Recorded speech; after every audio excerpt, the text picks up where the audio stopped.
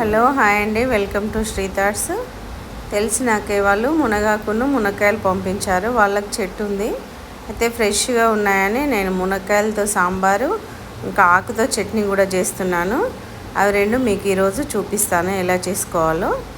అయితే సాంబార్కి ముందుగా పప్పు పెట్టుకోవాలి. తర్వాత చింతపండు కొంచెం నానేసుకోవాలి. తర్వాత మన ఇంట్లో ఏ కూరగాయ ముక్కలు ఉంటే అవన్నీ కూడా కోసి పెట్టుకోవాలి. తర్వాత కొంచెం బాణల్లో సరిపడా ఆయిల్ తీసుకొని జీలకర్ర ఆవాలు వేయాలి. అవి కొంచెం వేగిన తర్వాత మనం కోసి పెట్టుకున్న మిర్చి, ఆనియన్, ఇంకా సొరకాయ ముక్కలు అవన్నీ కూడా వేసుకోవాలి.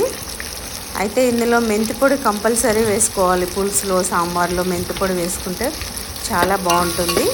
కొంచెం పసుపు కూడా వేసుకోవాలి. దాని తర్వాత కూరగాయ ముక్కలు వేసుకోవాలి. కూరగాయ ముక్కలు కూడా కొంచెం మెల్లగా మగ్గించుకోవాలి. స్పూన్తో కలుపుకుంటూ కొంచెం మగ్గించుకోవాలి. కొంచెం కరివేపాకు, కొత్తిమీర అన్నీ కూడా వేసుకోవాలి.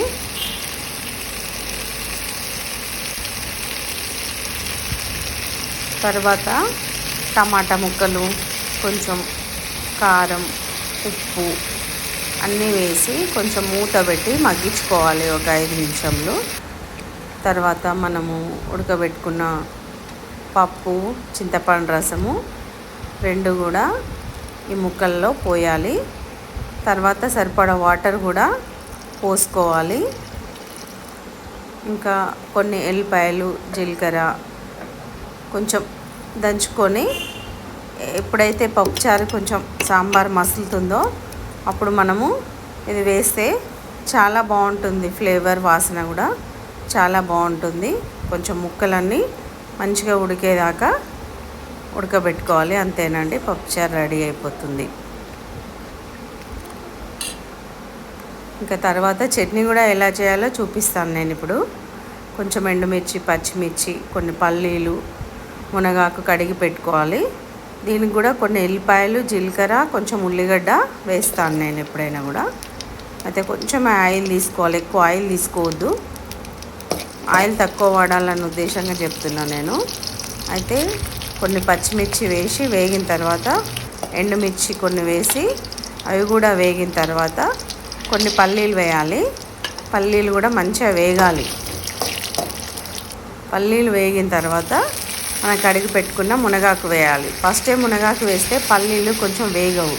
అందుకే పల్లీలు వేగిన తర్వాత మునగాకు వేసి మునగాకు కూడా మంచిగా పచ్చి వాసన అంతా పోయే వరకు మంచిగా మగ్గించుకోవాలి. వాసన అనేది ఉండకూడదు. వాసన వస్తే కొంచెం తినడానికి మంచిగా ఉండదు. కొంచెం చింతపండు వేసుకోవాలి సరిపడా. తర్వాత కొంచెం సాల్ట్ వేసుకోవాలి. అంతేనండి. స్టవ్ బంద్ చేసుకొని జార్లో ఇవన్నిటిని తీసుకోవాలి. తీసుకొని ఒక్కసారి గ్రైండర్ బట్టి తర్వాత మనకు అవి కొంచెం మెత్తగా అవ్వడానికి సరిపడా వాటర్ తీసుకోవాలి. వాటర్ తీసుకొని మళ్ళీ ఒకసారి 2 సార్లు కొంచెం గ్రైండర్ పట్టుకున్న తర్వాత లాస్ట్లో ఉల్లిగడ్డ, ఎల్లిపాయలు, జీలకర్ర అవి వేసి మళ్ళీ ఒకసారి తింపుకోవాలండి. అంతేనండి, మునగాకు చట్నీ కూడా రెడీ అయిపోయింది.